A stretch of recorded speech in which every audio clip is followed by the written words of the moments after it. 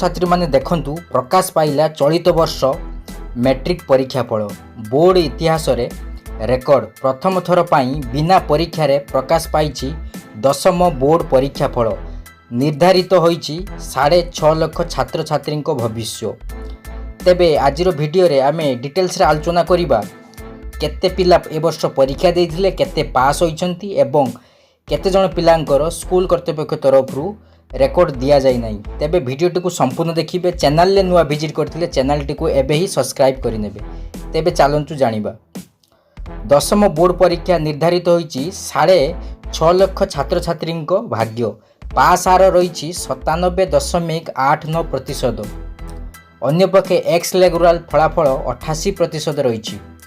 गत वर्ष अपेक्षा फलाफल भल रही बोली कहुछि।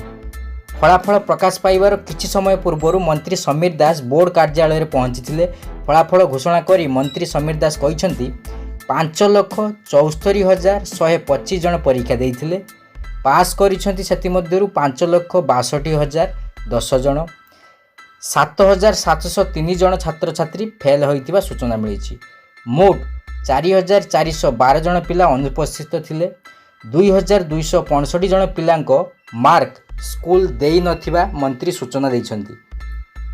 तेबे परीक्षा रे ए ग्रेड रखिथिबा पिला 2,656 जन, A2 ग्रेड 22,131 जन, B2 रे 52,199 जन छात्र छात्री थिबा जणा जाईछि। सेहीपरि B2 ग्रेड रे 94,475 पिला पास करिसेंती।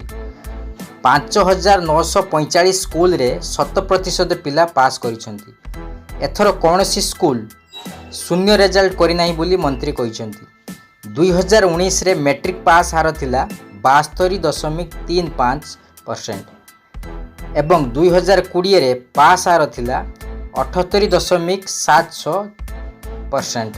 तेबे चलित वर्ष बिना परीक्षा रे पास हार भल रही। संध्या 6टा रे वेबसाइट रे रिजल्ट